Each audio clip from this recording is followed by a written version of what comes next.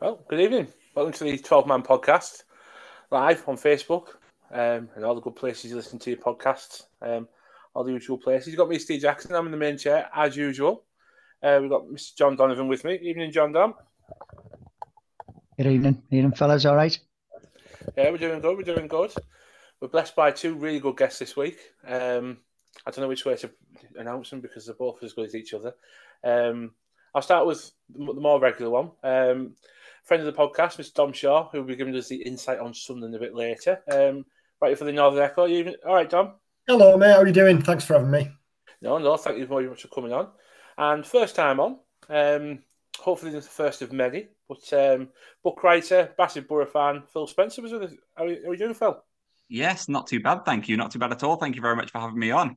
No, thank you very much for popping on. We'll give you a few minutes in a little while to plug your books as much as you can. Don't worry. We're all about sharing the love. That's what we're all about. So, yes, we're live. We're uninterrupted. We'll chew the fat on Preston. We'll let these two wax lyrical about what they're doing. I'll get a bit of insight on what Dom thinks about the transfer window, because I think it's the first time we spoke this season. So we'll get his insight on what he thinks of the squad, and then we'll go through them loss up the road. Hopefully like the Borough will do on Saturday. So here we go. Before we start, how are we all doing? Are we all right? All good. All good. Thank All you. good. All good, mate. Perfect. That's exactly what we want to do. So, John Dom, I'll start with you because before the game against Preston, you were outside kindly with the food bank. How did the collection go? Was it all good? Yeah, it was good. I mean, typical insofar as very little people passing from like when it opens at 12. The real busy period is from about 1:30 to up to kickoff. Once the turnstiles open, people start coming into the game. But yeah, again, fantastic response from fans, both our fans and a few Preston fans that had been in the fan and enjoyed that and were carrying the drinks around to the away turnstile and put some money in the bucket. So that was very kind of them. It's always pleasing to see, that the people can drop some money and stop and talk to you and say thank you for doing what you're doing. But really, it's just an opportunity that the club give us to raise money for Middlesbrough Food Bank and collect sort of food items. And we've done really well. So figures haven't been released by Middlesbrough Food Bank yet as to how much money was raised and the weight of all the food items. But as soon as I get to know, I'll put it on the socials. Lovely. So if everybody can keep an eye out for that, we'll let you know all the totals that are coming. But you've absolutely took my next question because I was about to ask what the totals were. So that saves 30 seconds of our time. Thank you very much. But no, I think the best part was it was good weather as well. So obviously it was big crowds at the Riverside on Saturday. So a lot of people. Footfall was really good. But fingers crossed, it's reflecting the figures that do come out from the food bank and the club later on in the week. But yeah, keep an eye on the socials. We'll have a little look at that. But right, before we start, Dom, were you at Plymouth on Saturday or were you at the Riverside Saturday? I was at the Riverside for Borough Preston, thankfully, because I was at Portsmouth, Sunderland before the break. So Portsmouth before the break, Plymouth after the break. My car wouldn't have been too grateful. No, I was at Borough, which was another frustrating one, really, wasn't it? It really was. I mean, team news came in. But actually, before we start with that, I mean, what's your what do you make of the transfer dealings that Borough have done? Obviously, we've got Craig's opinion when the transfer window shut a couple of weeks ago. He was waxing lyrical about how well we've done. Obviously, you take a bit more of a backward step. You look as we do now. Obviously, not reporting on the Borough as much. What do you think of how the Borough have done the business this summer? Really good. Time will always be the true judgment of a window, won't it? You can't judge it immediately. But as we sit here now, I can't remember a transfer window where Borough's business was as impressive, as efficient as what it was. I think we're kind of left with the window closed and looking back, thinking, well, Borough ticked every box really, and not only that, they kept the key players. They kept Latte, Lath, Vandenberg and Hackney. And on top of that, several of the players they signed early. And I think Borough are reaping the rewards of that with a player like Aidan Morris, who came in a couple of months before the season starts, full pre-season, gets to grips, gets settled down. I remember when he signed, being told, we're going to be patient with him. He's played a lot of football. We might have to take a step back with him. Well, hellfire, that's gone out the window, hasn't it? Because I think he's been a revelation. I think it's been as props to everyone involved, because I think it's been as impressive a window as I can remember at Borough. And I think it's been as impressive a window anywhere in the Championship. When you look around the other Championship clubs, I think you'd be hard pressed to find a club that have pulled off such a balanced and impressive summer window. Well, that's it, isn't it? I mean, we all said, before the summer break, we need to improve this place, this position, get a backup in for Howson, just in case. Obviously, what's happened has now happened. He's pulled up already and he's missed a few games. Get a new left back in. Get someone in that can challenge Latte, Lath, centre half in. We've literally ticked all the boxes, and I can't see, like you said there, Dom, I can't see another team in the Championship where they've come out as highly impressive as what we've done business-wise. There's all, teams have always got, we could have done with another striker, we could have done with another centre-back, but we literally ticked all the boxes, didn't we? I think so, and I think when everyone's fit, and I know, are we ever going to see everyone fit? That's not just a Borough, that's every club. How often do you have every senior player fit? But if all your centre halves are fit, who are your first choice centre halves?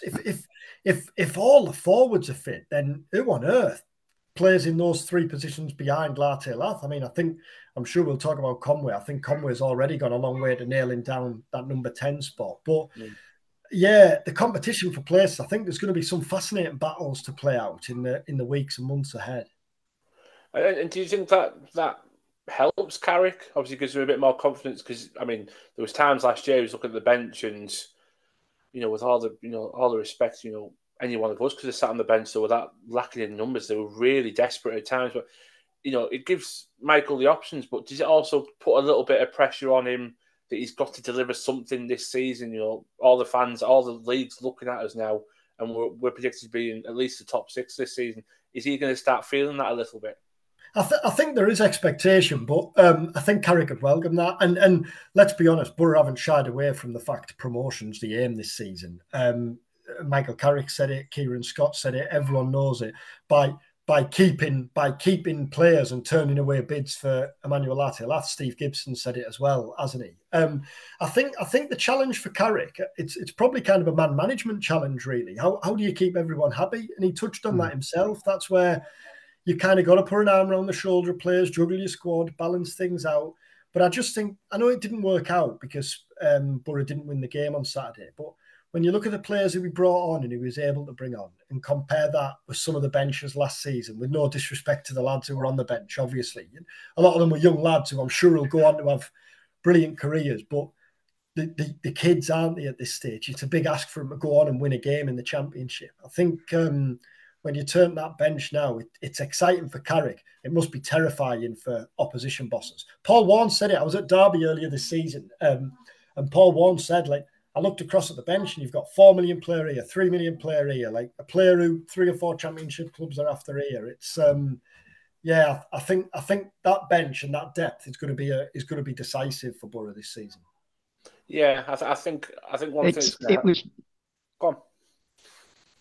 I was just going to say it's a shame we exited from the Carabao Cup then, because that would have been another avenue where we could have pleased some fringe players, so to speak. We were having this conversation after game on Saturday because we said there's probably 4 or 5 players off the top of your head who you'd say they'd have benefited from a game this week, wouldn't they? 3 of Doak and Hamilton straight away are 2 players who come to mind, aren't there? McGree's just come back from injury, get an hour under his belt. I think, I thought that at the time, and I think even more so now, yeah. Mm-hmm. No, yeah, that is exactly the point I was going to bring up. I mean, it's lucky that we do operate in a league where there is them Tuesday night games. You don't get as many within the top leagues. But yeah, the balancing act that Carrick has got is going to be key for me that's going to get us anywhere near the playoffs, even the top two. So it's one to definitely keep an eye on. Phil, I'll bring you in. Welcome. Thank you very much for popping on. Good to have you on. Obviously, the team news came out Saturday. They say straight away George Edmondson was brought in. What's your feelings on the players that we've got option wise? Obviously starting now. There's still room for improvement in that starting 11 when you look at the bench as well, isn't there? Absolutely. I think like Dom's sort of saying, I think what you're really seeing is kind of Kieran Scott's recruitment model just really kind of starting to pay off now, because I guess you look at the squad at the moment and just the depth that we've got in all the different positions. You looked at the team last year and we saw it with all of the injuries and that sort of thing, that there wasn't a huge amount of depth there. We struggled in those deep dark months of the winter and into January when the injuries were taking hold. But this season it does look, obviously, touch wood, that we'll be in a position where if we did have some injuries going into these next few months, that we would be fairly well equipped to handle it. You can argue that we've got at least a couple of options in each different position. So when you were looking at the team on Saturday, you were looking at the team and you were convinced by that. But then, as Dom was saying as well, just the depth that we had on the bench, the options that we could bring on in the second half to try and change the game as we were looking to try and get that crucial second goal was just really exciting to see. And obviously it didn't pay off against Preston, and I'm sure we'll get into that in just a little bit. But the fact that we had people like Doak and Hamilton and people like that who were able to come on the pitch, plus players like McGree who are still working their way back to fitness, it's I think it's really encouraging for the season ahead. Absolutely, it's, you said there, there's still injured players to come back. I mean, we haven't even mentioned the likes of Marcus Forss, that still could be coming about, and you could be challenging on the right wing, along with Izzy Jones and Ben Doak as well. I'm very excited to be watching him as he develops on. John, what did you make of the team on Saturday? Obviously, we spoke last week. And we both said we think George Edmondson would probably slot in, alien a slot back out to the right back to give us that experience. And we were just about right, really, weren't we?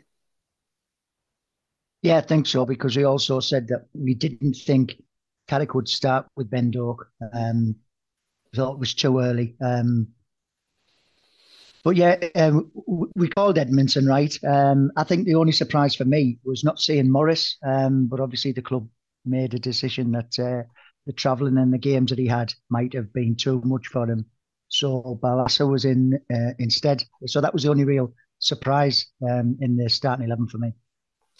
Yeah, I say, and I think the reasoning was probably a fair one. I say he's obviously just come back from the United States where he played in a couple of games. He was heavily involved as well in them 2 games for the United States. So yeah, absolutely right. So we'll get stuck into the game. Before the first goal, Dom, I'll come to you because you waxed lyrical about this, so you've got the perfect explanation for this one. No replay showed it.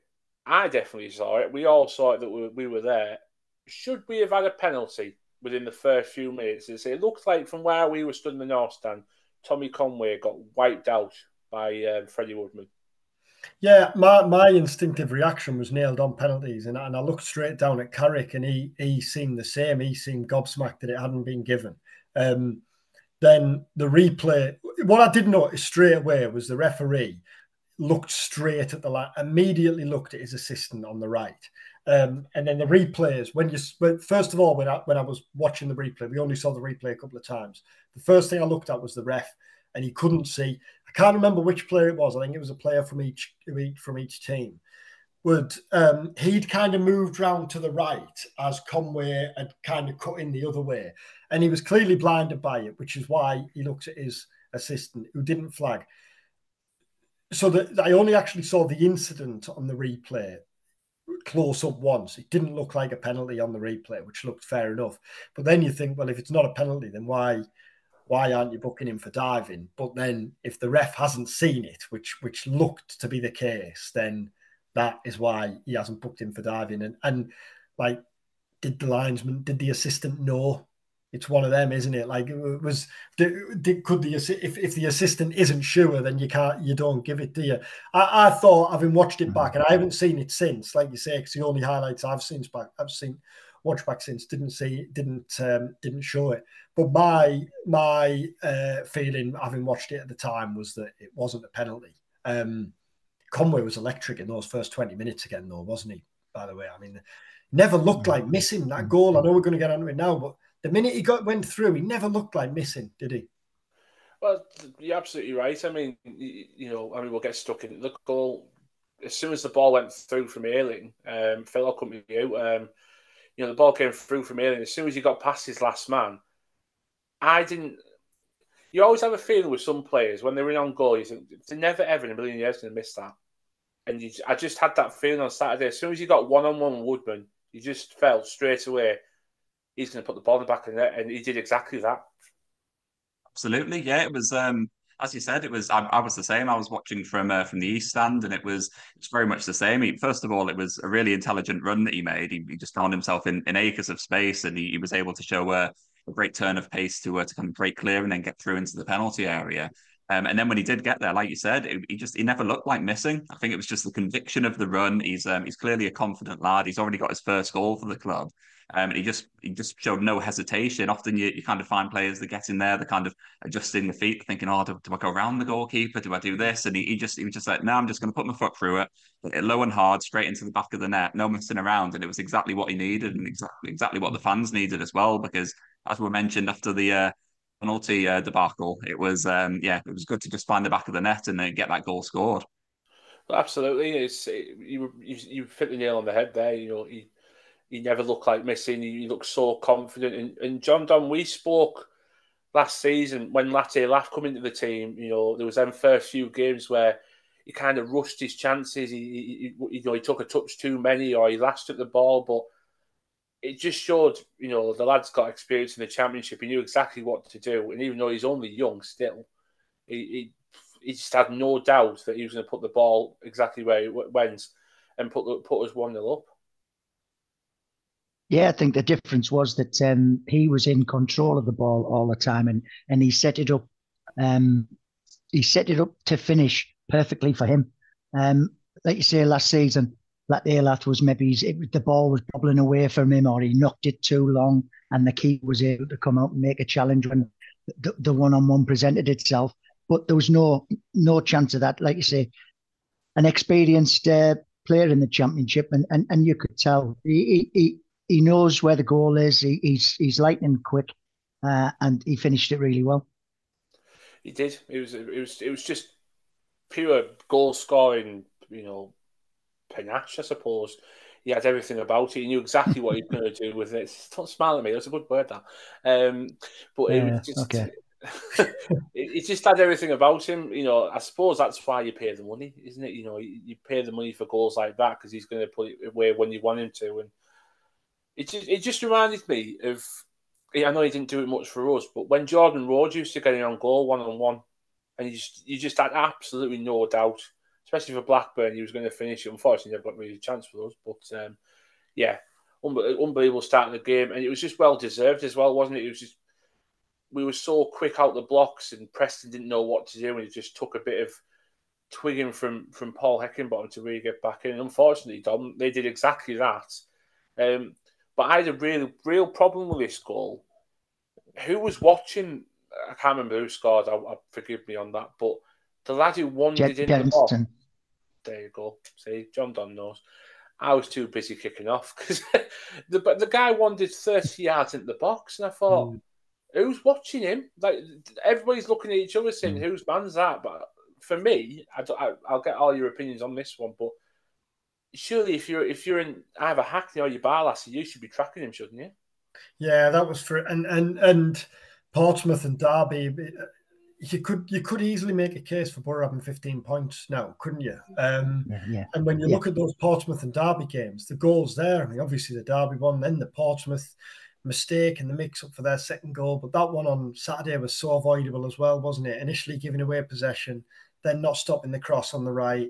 And then, like you say, it was a tidy finish, but still, like, unmarked and allowed to pick his spot. And I think the frustrating thing is we've seen the way Preston then set up in the second half. You can't blame them, can you? Like, if teams go to Man City in the Premier League, you don't go toe-to-toe with them, do you? Because you'll get ripped to bits. So You don't blame them. But when you concede a goal like that, and the same with Derby and the same with Portsmouth, you give them something to defend, don't you? Whereas looking back to that Derby game, if it's 0-0 rather than them being 1-0 up, then their fans don't settle for Derby, spending 10 second half with 10 men behind the ball. And Preston have to take risks in the second half if they're chasing the game. That's the frustration. We were saying earlier today, I think Sunderland, West Brom, Watford, the games coming up, I think, although they're harder on paper, they're going to play into Borough's hands because teams will try and play. And who's the team who tried to play against us this season? Leeds, and I think that's the best Borough have looked so far this season. So I think that's going to play into Borough hands. But if you're going to be successful this season, you need to find a way to win those games, don't you? Like Saturday, like Portsmouth, like Derby. And I think that comes with two things, really. Cutting out those mistakes and soft goals at one end and killing teams off, like Carrick said, at the other. Is that... This was brought up by a couple of people who stood around me, messaged me. Is that one of Carrick's weak points, trying to find a plan B? We've seen a few times last season, he struggled to break out teams like this. You could even say this season, when we got back in the game against Portsmouth, breaking down Derby when we're 1-0 down for so long. Is this something obviously, I know he's a brand new coach, he's only a few years into his coaching career. Is it something he's going to really have to start developing to take him up towards the next step? I remember reading something with Pep Guardiola once, and he was talking about like whether you the kind of idea of throwing a big man up front in the late stages when you're chasing a game, and like the idea was, well, if you spend all week on the training pitches pressing, stressing that this is the way we're going to play, this is the best way to beat teams, this gives us the best way to win games. And then suddenly, with 10, 15 minutes left or whatever, when you're chasing a game, you're actually saying, well, forget everything that we worked on this week. We're going to plan B. I'm going 2 up front. I'm throwing balls forward. I think Carrick actually goes the other way. We hear him talking about it a lot, doesn't it? Stressing the need for patience. Don't panic. I said to him after the game on Saturday, like, you've played 3 home games so far and 2 opposition goalkeepers have been booked for time wasting, which tells you everything, really, doesn't it? How frustrating for you is that when you're stood on the sidelines? And he kind of said, well, I can't get frustrated, or I can't let my frustration show, because if it does, then the players pick it up and then you kind of go out the window, isn't it? I guess Carrick's message is, whether it's the first minute or the last, keep doing what we're working on every single day and keep believing that that'll work. Yeah, absolutely right. I mean, I will say I knew we had 2 keepers booked because, well, I backed both. As soon as they get that warning, I'm the first to stand there and go, right, what's his name?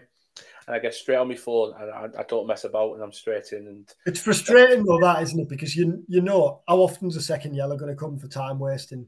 Well, that's it. I mean, the most blatant one for me was Will Norris for Portsmouth when Portsmouth came here. Yeah. He could have been booked at least 6 times, and I'm not exaggerating. Yeah, 100%. Well, you know what I mean? Realistically, can't Steve? He only needs 2. Well, that's it. But how many opportunities does the ref need to say, "Come on, I've given you final warning. I've given you final warning. I've given you final warning. Behave now." For me, what's stopping him going, right, come here, off, go. You've had enough chances. And I think that's the most, like you said, that it's the most frustrating part. And the fact that I can just happily pull my phone out and know I'll get a payout from that. It's just that's the most annoying thing. But no, it is one of them things. I mean, Paul Heckenbottom said, didn't he, on the second after the game on Saturday, second half, he went man for man. And he said, if I go man for man against these, we'll stop everything about them. And what they did, Phil, was they knew exactly how to play against us. They just matched our formation, and then obviously with a mixture of the ex-Geordian goal, time wasting, they knew how to frustrate us, and then they knew the final wave just wouldn't produce that final chance, unfortunately. Yeah, and that's exactly the thing. I think there is a lot of positives to come, in my opinion, from from Michael Carrick talking about being calm and taking a very measured approach and setting up his team in that way to just concentrate, just trust the process, just keep going out there and doing what you're doing. But there is also an element of frustration from supporters when it gets to a second half like that, where there just didn't really seem to be a huge amount of urgency pushing forward, and I think that gets fans' backs up a little bit when they are still passing it around in the horseshoes on the halfway line. It does make it a little bit frustrating, and from my point of view, that there wasn't a huge amount of times that Middlesbrough really tested them in the second half. It wasn't like it didn't really seem like the Alamo at any point where Middlesbrough were really bombing forward and you're going, oh, we're gonna force something here. There was a couple of chances which were half decent. There wasn't any clear cut chances, and yes, that's credit to Preston for the way that they set up. But you also kind of think you maybe just need a little bit more urgency at times in those moments, because a lot of teams are going to do this at the Riverside. We're mentioning it there about goalkeepers wasting time. Middlesbrough are going to be one of the teams that people want to stop when they're playing at the Riverside, and so it's going to be really important that Middlesbrough do find a way to do that. And I think in those moments they just need to up the tempo and up the intensity to just really kind of put the defence under pressure, because Preston didn't really look under that much pressure at any point. No, and I think the most frustrating part as well is that they didn't really look like they were going to score the winner either, because even when they got the opportunities and they got the corners in the last couple of minutes, they didn't exactly think we'll bust a gut to get a real winner here. But for me, John Don, you could feel the fans expressing their frustrations as well. That Ben Doak came on, he had a couple of good runs against the defender. The key thing for me was the final ball. The final ball each time wasn't quite right. There was always an issue. It was either there wasn't enough on it, or it was just behind you, or it was just in front of you. I think that was probably the most frustrating part, that we could get in them positions, but we just couldn't put the last piece of the jigsaw together and get it right. Yeah. I mean, I want to just go back quickly to the Preston goal. I thought it was a great pass. A great pass into Jensen, and he executed the volley. Fantastic. So, I mean, yes, you could question the fact, that Borges was found out of position, and there were two men in the left, two Preston players in the left back position, and I think it was Potts. I think it was Potts who knocked a lovely ball, a measured ball into the area where there was no better players, and Jensen just ran onto it and put it away. A good goal. Bad for us to concede because, like you say, he was unchallenged. But yeah, I thought it was a good goal. I didn't think they deserved it. We should have been maybe two or three goals up at that point, but we didn't, and that's the problem that Michael Carrick's going to have to solve. We have to learn to break teams down, because, like Dom and Phil have said, teams are going to come here and frustrate the life out of us and get the crowd frustrated also, possibly on the backs of the players. Thankfully, at full time, there wasn't a great deal of booing. There was maybe the odd one or two, but it wasn't it wasn't right throughout the ground. But yeah, we've used that word already plenty of times on tonight's podcast. But yeah, frustration. We could easily be now sitting top of the league. We should be further up the table than we are. But, patience is a key. I think it will come. And I agree with Phil. Saturday's game against Sunderland is a great chance for us to increase the intensity of the game, because it's going to be an intense game. It's going to be a hostile atmosphere. Sunderland players are going to be up for it. We need to be up for it. Our intensity must improve. We've got to chase and harry for every ball. So, I think that's where we need to improve. And hopefully, if we do increase the intensity of our play, we can create those chances that we're not creating enough of. The ones we do create, sadly, we're not taking advantage of them. But that's something that has to change for me, the intensity of our play. Yeah, absolutely right. I think, we said, between ourselves on Saturday, there's opportunities where we could quicken it up. And I think that's the difference between the real top teams and I suppose the level where we currently are at the moment. Them top teams can really turn that pace on, and all of a sudden they're in behind you. You think, how's that happened? And that's the kind of thing we've got to learn how to do, not just by playing our normal game, but playing that extraordinary pass where you just don't expect the space to appear. We've got the players to do it. There's no excuse anymore for me. We've got the squad, we've got everything about us to really have a good challenge this year. And it's games like that could cost us and be the difference between one position and another. And I don't want it to be that way. But yeah, well, you're right. We can do it. We showed at Leeds we can do that. The quick counter attacking. But maybe that was because, as Tom said earlier, Leeds were on the front foot. They were pushing to win the game, like Sunderland will want to do on Saturday in front of their fans. So hopefully, we can show the same quick counter attacking that we did at Leeds. Hopefully, we can see that on Saturday. Fingers crossed. I mean, we'll go into the Sunderland game in a little bit because it'll be interesting to see what their kind of point of view is. But you're absolutely right. It's going to be no disrespect to Preston, but it is going to be a tougher game. It's going to be the atmosphere will be ramped up. They don't call it a derby, but they will turn up for these 2 hours and pretend it is one. But that's just the way they are. Yeah. We nearly got there, John Don, with our prediction. We got a anytime scorer again. We're getting close. Yeah, we will do. It's a shame Daly wasn't on because that's a scoreline 1-1 every game, isn't it? So we could have got something there, but not to worry. Yeah, I mean the second half on Saturday, apart from a few blocked shots, Ben Doak's sort of tap that he didn't get enough on that went wide. Offside goal as well that Latte put away. But I don't think there was a great deal from us. We didn't we didn't do enough second half to take 3 points. Yeah, absolutely right. So that's another thing the replay didn't show. I'm saying if he's offside or not, but hey ho, it is what it is. But just before I get all of your man of the matches, Dom, I'll just quickly come to you. What did you make of Ben Doak's introduction on Saturday? Obviously, we've waxed lyrical about him. Liverpool love the kid. They say a lot of their fans expect him to be the backup for the first team. What did you make of his introduction on Saturday? Bright, I thought.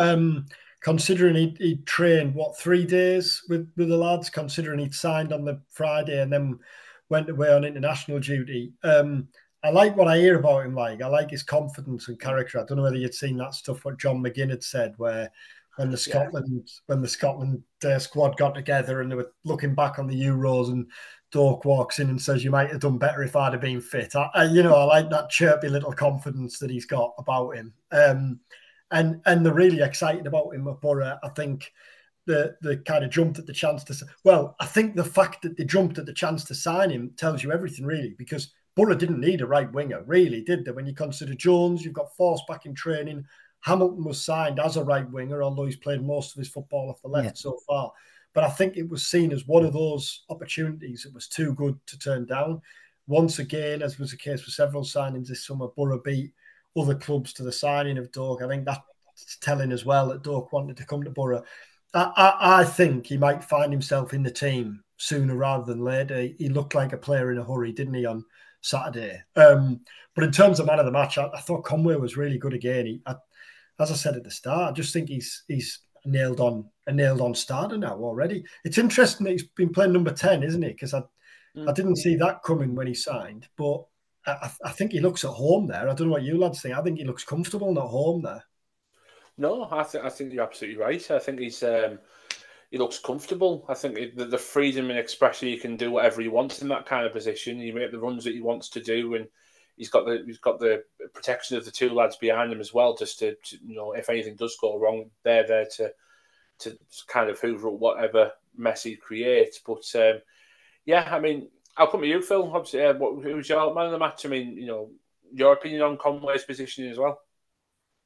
Yeah, I think it's got to be Tommy Conway. I've just been so impressed with him since he came to Middlesbrough. I think like many signings, and because you got to remember that Conway's a young lad as well. You do sort of think, oh well, is it going to take him a little bit of time to settle into life at Middlesbrough? And there was also the bit of a question mark about, well, Tilaf's going to be the automatic number 9. He's going to be in that team. So is Conway going to have to wait and be patient? And is he going to have to make do with 15, 20 minutes here or there? But the fact that he's been able to come in and kind of complement Latilaf in that way, slotting into that number 10 role, he's obviously a different profile of player to Finn Azaz. Obviously, Finn Azaz is a bit more of a ball player, more of a playmaker type person. But obviously, with Tommy Conway coming into that role, he's almost a bit more of the Chuba Rakpom type style of number 10, someone who is almost just more of a deep lying striker. So he drops deep, and it means that Lathiraf can use his pace to break in behind. But we did see over the weekend that Conway can do that as well. So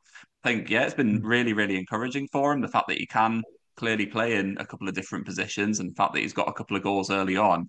It's great for his confidence, and it's great for fans as well, because fans are now really excited about him. And like you lads have been saying, he does seem like an automatic starter now. It's just a case of where he's going to fit into that team each week. Exactly right. It's it reminds me a lot of David Nugent. David Nugent used to do that. He used to slot back into the number 10, and all of a sudden you just spring. And you spring that offside trap and make that little run, and you think, well, where's that come from, kind of thing. He's got a lot of that about him. He's just settled in so well. Who was your man of the match, John Don? I was going to give it to Edmondson. I thought he looked comfortable. He didn't do anything wrong. He wasn't spectacular. He didn't catch the eye, but I just thought his positioning, his overall debut was a good one, so I put him down as my man of the match. Yeah, I mean, I'm going to match the other lads. I'm going to say Conway was my man of the match, yeah, there was plenty of shout outs. They say Morris again when he came off the bench. He seemed to liven the midfield up straight away. I don't know what that says about the starting lads. You know, is Aidan Morris took them as the first midfielder on the team sheet? Don't know, but.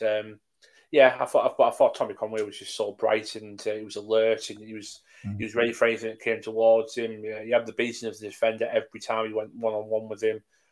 Yeah, just a proper number 10 performance from a number 9, which is really weird to say, but that's exactly what it was, kind of thing. But yeah, he was just perfect, wasn't he? He was just brilliant. So yeah, there you go. There's Preston, all done and dusted. Before we move on to them up the road. Fellow, I'll come to you. Obviously, first time on the podcast, and I say we appreciate your time coming on. This is your time now to plug. What the kind of things you've got in the pipeline. Obviously, I bought your last book as well. I was a massive fan of it. It was a good read. What kind of things have you got going on going forward? Thank you very much. Keeping busy. Obviously, I'm working for TalkSport at the moment. There's not a lot in terms of Middlesbrough that's going on. We do a lot of stuff with the Premier League and a lot of boxing and MMA and that sort of thing. But obviously myself, I'm a big Middlesbrough fan. I had my season ticket for a number of years. Been supporting them since I was a young lad and that sort of thing. At the moment, from a Middlesbrough point of view, I've started a YouTube channel. So doing a lot of Middlesbrough content on there, just sort of vlog style posts, just opinion pieces on the major talking points, really. Obviously, there was a lot going on over the summer in terms of transfer business, but then week to week, it'll just be kind of getting stuck into the matches and the big talking points and transfer sagas, all that sort of thing. So just really kind of trying to just like hopefully show my passion for Middlesbrough for people on YouTube. But hence wanting to come on here and just wanting to have a chat about it, really, because as much as it's great writing about the Premier League and doing that, I think Middlesbrough certainly where my heart is and that sort of thing. So it's great to be chatting about them and doing a bit around them as well. Well, that's what we do. We chat utter rubbish about the borough as per. That's what we do. That's our forte. That's our catch line. I mean, if you want to give your YouTube channel a big plug, feel free. This is your time to do it. What's how do we find you on YouTube? What's your username? How do we get you subscribed? Yeah, so if you look for Phil Spencer Middlesbrough, it should come up. My username is Phil Spenk 23, the same as what it is on Twitter. Yeah, so like I said, there's plenty of Middlesbrough related content on there. There's been a lot of reaction to the summer transfer window. And there, if you go on there and subscribe, it will be very much appreciated. And yeah, there's lots of videos coming over the next coming weeks and months as well. There you go. So give him a like and subscribe. I say we'll get it tagged on the socials as well. So there you go. You might as well give him a subscribe while you're on YouTube watching us as well. So there you go. Kills two birds with one stone. Right. Them up the road. Dom, I'll start with you because obviously you work for the Northern Echo. You write a lot about Sunderland. Tell us about Sunderland's summer. Obviously, there was a lot of change this summer for them. New manager came in. A lot of changes with players. Obviously, the main man, who was, would never join the Premier League team because he's at a massive club already, and Jack Clark, he left in the summer. They brought players in, How have they, obviously they've started really well, but, how do they look as a squad, if they move forward from last season? Losing Clark was a major blow, obviously, because he was undoubtedly one of the standout Championship players last season, and he looked like a Premier League player last season. He looked like a player who was ready to make the step up. How do you replace a player like that? Can you replace a player like that? Well, they signed Romain Mundle, who's a former Tottenham winger, who they signed from Belgium in January, and he's since started and scored 3 goals in 3 games, which isn't a bad way to replace him. But they've started well, clearly, as the table shows, surprisingly well, because you said there about the summer. It was a bonkers summer, a really odd, strange, like unpredictable summer. A month into the summer, a month on from the end of the season, it was still, none of us were any clue closer to knowing who the head coach was going to be. I'd be lying if I told you I was particularly clued up on Regis Lebris before he got the job. But fair play to him. He's incredibly understated. I don't think that does it justice, really. He doesn't strike you as being a head coach, but he's done a really good job at getting them playing the way he wants them to get them playing so quickly. And I think the other thing to say is Sunderland were rotten in the second half of last season. They were arguably the worst team in the Championship at times in the second half of last season, undoubtedly one of the worst teams. And we know from watching football that hangovers linger in football, don't they? That's the other thing that I think Lebris has done really well at Sunderland. He's managed to shake off that hangover and got rid of the kind of stench around the club. It'd be going too far, but there was undoubtedly anger in the fan base, and he's got rid of that and turned all that into positivity. I thought they'd win on Saturday at Plymouth. They didn't. That'll be interesting on Saturday how they respond, because this is the first setback. And a couple of other kind of notable things from Borough's perspective. Dan Ballard, their defender, hobbled off away from Plymouth in a boot on his foot and crutches after going over on his ankle in the final seconds. Well, they only lost Adji Elise, their other centre-half, a couple of weeks ago. If they lose Ballard as well, that's a major blow. And that'd leave them with only Luke O'Nien and Chris Mepham, who they signed on deadline day, who hasn't played yet. Two really solid centre-halves. But is there a lack of pace there? I'd well imagine Latte Lath will be licking his lips. And the other thing, like for anyone of Sunderland persuasion will know, the struggle when it comes to signing centre forwards, and they didn't sign a senior striker again. The hopes hang on Eliza Mayenda, a young lad who they signed last summer. And although he's been unplayable at times this season, he's just a kid and he's still raw, and it's a big ask. And I still think they look short. They look short up front. They've got some real match winners, Bellingham, Rigg, Dan Neil, Trey Hume. They've got some players who you think are going to go on and play in the Premier League. But I think Borough's squad on the whole is stronger and more balanced. That's a way to rein it back in. I thought he's gone too Sunderland here. But you're absolutely right. You mentioned there, it was a bonkers summer for them, and Regis Lebris has stuck to the job really well. From outside looking in. Has it changed much about their approach to games? Obviously, when they played, I mean, I know we only played them twice last year. Once we absolutely ripped them to shreds. The second game, they frustrated us and got a very fortunate equaliser at the other side. But there were a team that like to pass the ball about, like to get Bellingham involved. They say like to get Luke O'Nien to like drift into midfield kind of thing. Is that the way they still are, or have they changed things about a little bit? He plays like a midfield three, so it'll probably be Rigg, Bellingham and Neil, unless he plays Alan Brown, who they signed in the summer, and then he'll play like Patrick Roberts and Mundle off Mayenda. And it's kind of front foot. I think that, as I was saying a bit earlier, I think that'll play into Borough's hands. I really do, because I think Sunderland will be front foot, and I think Carrick and Borough will back themselves against any team who try and play against them this season. I do think that'll play into Borough's favour. I just think looking at Saturday's game, like clearly it might be way off on this. I can't see how it's not a good game. One of them where you just think it has all the makings of being a belter. I think that, and then like the atmosphere and like, of course it's a derby. I've never bought into that. Of course it's a derby. Both teams know that. I just think it's all set up for a belter. Yeah, I mean, I'm with you. I've never bought into this is not a derby. I've made that walk one too many times from round the car park up towards the away end, and if it wasn't a derby, it'd be a more pleasant walk up that little hill. It's not a pleasant walk. It's a great walking back. It was last season. That was superb walking back. I mean, before I move on to you, John Don, just one last one from me, Dom. What are they expecting from the Borough? Obviously, the rest of the league have been like us. They're expecting big things from Middlesbrough this season. They've seen the squad. They've seen what we've got, strength in depth. What's the kind of word around Wearside? What are they expecting from the Reds to come up to Wearside?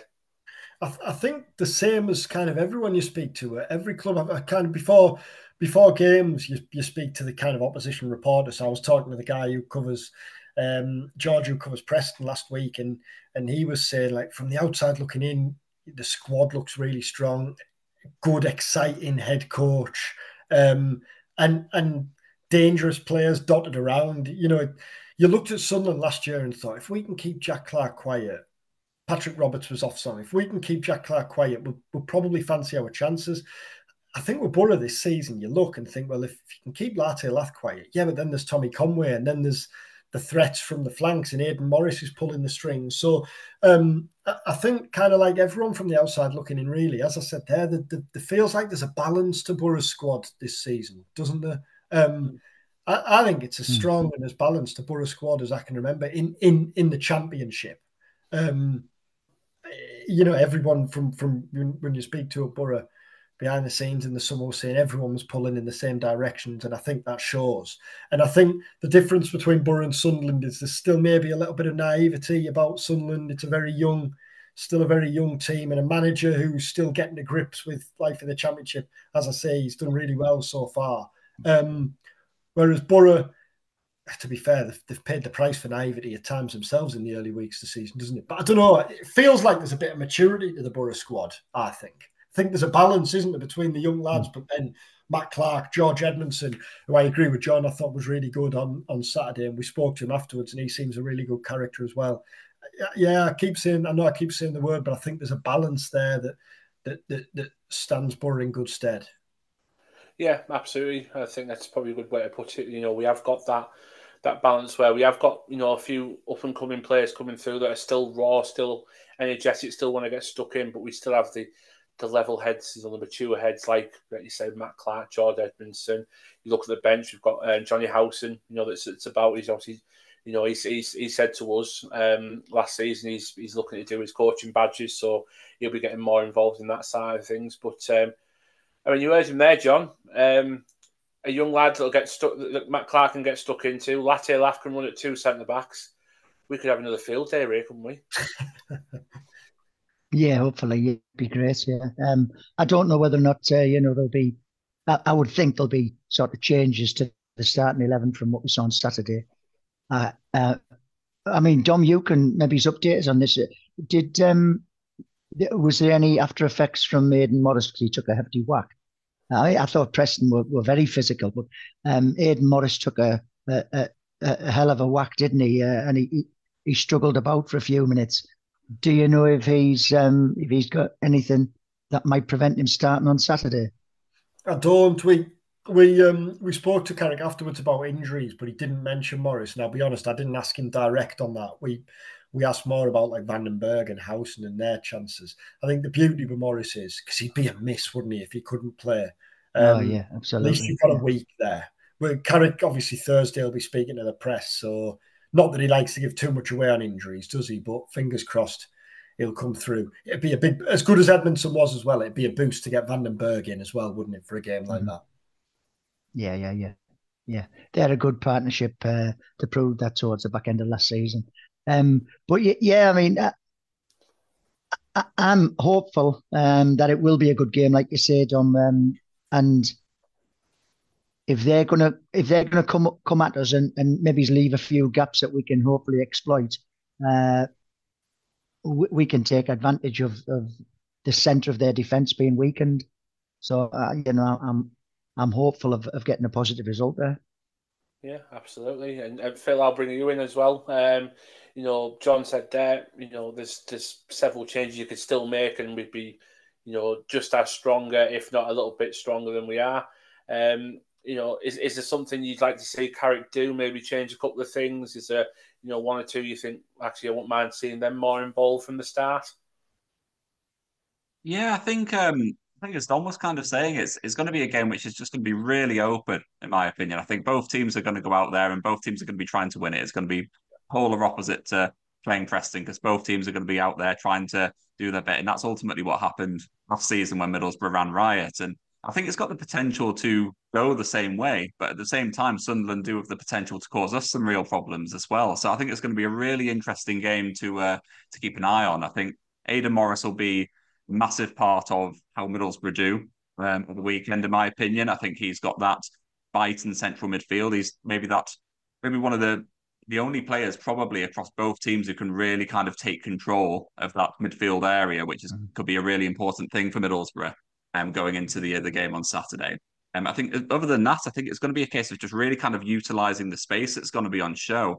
I'm not necessarily saying from the start, but I'd like to see Micah Hamilton and Ben Doak get a bit more of an opportunity because I think it's the sort of game that could really play into their hands. As those spaces start to open up, particularly in the second half, I think Doak could cause some real problems. I know that Izzy Jones typically has been our kind of more direct player, the guy who likes to get on the ball and get at the fullback, but that sort of drifted away a little bit recently. I think a lot of fans would kind of agree.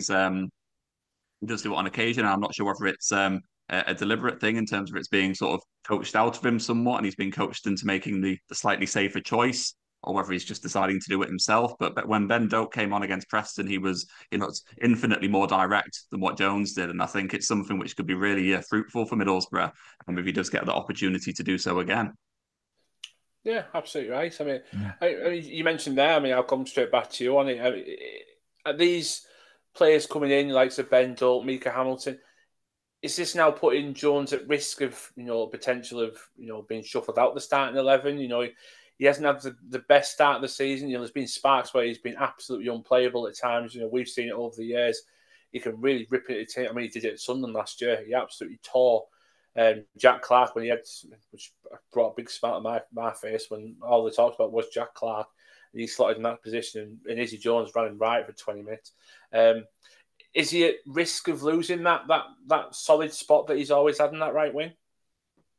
Yeah, I mean, I think he's got to be really. Not that he's necessarily doing anything massively wrong, but he has largely had that spot on the right to himself for the most part. I think it's also interesting with Izzy Jones because you could probably say that his stock is usually highest when he's not playing, when he's injured or he's been out for a few weeks. That's when people are going, oh, God, we miss Izzy Jones, don't we? God, we really could do with him playing to get on the ball and carry the ball upfield. And then when he comes back into the team, maybe what he actually offers in real terms is slightly underwhelming. But I think now that we've got Ben Doak, who's in there as competition, someone who can offer that sort of similar direct play, possibly with a little bit of extra quality in the final ball. That could be interesting, and that could put Jones under threat. But we've also got Marcus Forss as well, and we're really interested to see where he fits into Middlesbrough's plans this season, because yes, he's typically been used off the right flank, so you'd imagine that he would be used there as a sort of inside forward. But in my opinion, he's probably the sharpest finisher that we've got at the club. So is there an argument as well for him taking up a place at number 9 or in that sort of number 10 role? Is there something that he could do in a more central area? So it's going to be a really interesting few weeks for Izzy Jones. And I think while he hasn't done anything massively wrong, I think he is certainly in a position now where he's going to face a real challenge to keep hold of his place. No, absolutely right. It's, your point there about Marcus Forss, I couldn't agree more. I really couldn't. I waxed lyrical about that last season. You know, I was told by some I was wrong. I'm still yet to be proven wrong, to be quite honest. But hey ho. It makes for a very exciting Saturday. Very Derby Day as well. It's exciting, aren't they? You know, it's what we live for as football fans. It's the first fixture you look for on fixed release day.